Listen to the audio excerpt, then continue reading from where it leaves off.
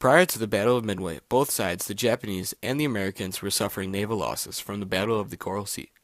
The battle took one U.S. carrier named Lexington and damaged a carrier named Yorkton, but for the Japanese they lost the services of three carriers. Shoho sank, Shohaku was damaged, and Zuikai suffered losses to many personnel of their air group. So even though Japan suffered more, it did not stop their eager battle plans for the Midway operation. Going into this event, each side is heavily equipped for this naval battle. Among the Americans, there were three carriers, 25 support ships, 233 carrier aircrafts, and 127 land-based aircrafts. The Americans seemed well equipped, but the Japanese had even more to their naval power. The numbers included 4 carriers, 2 battleships, 15 support vessels, and 248 carrier aircrafts, along with 16 float planes.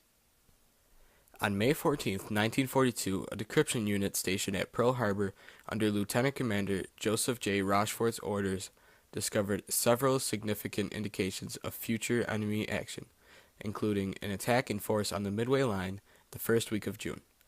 This knowledge was critical because it gave the Americans enough time to set up their own counter-ambush for the Japanese, and it was also critical for their success because they were still suffering from their naval losses caused by the Pearl Harbor attack.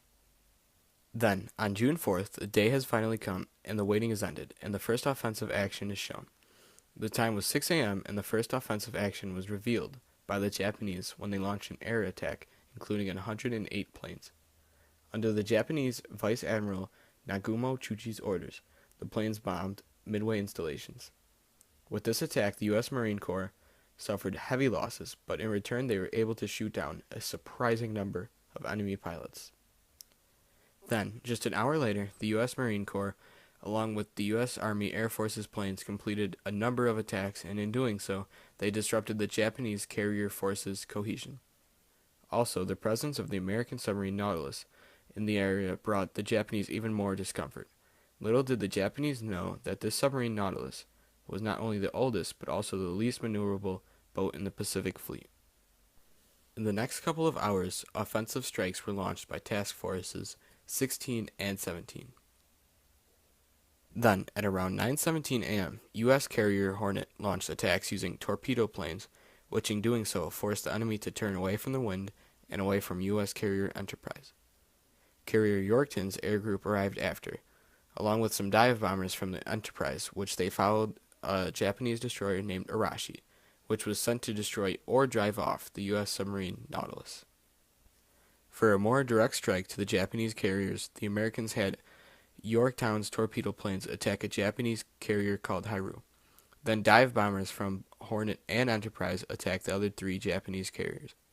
They inflicted crippling damage on Kaga, Soru, and the flagship Akagai. Soru and Kaga both sank before the day ended, and Akagai had been scuttled the next morning.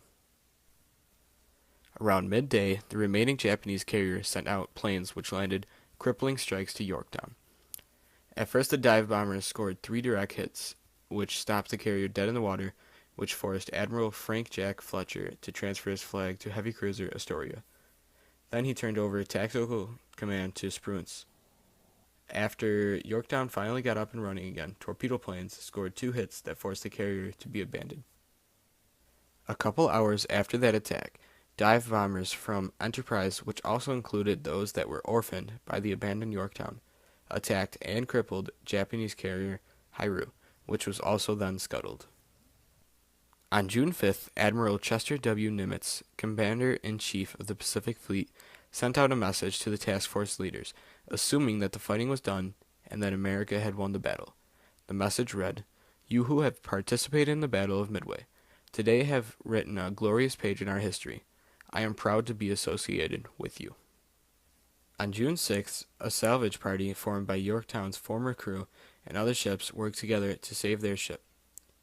On the same day, it was said that poor sound conditions existed, so that enabled the Japanese submarine to approach Yorktown and the surrounding destroyers without being detected.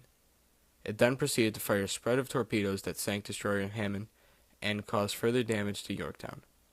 Yorktown was once again abandoned, and the Japanese submarine received heavy fire but eventually escaped. By June 7th, there was no more fighting between both sides, and the battle officially has ended.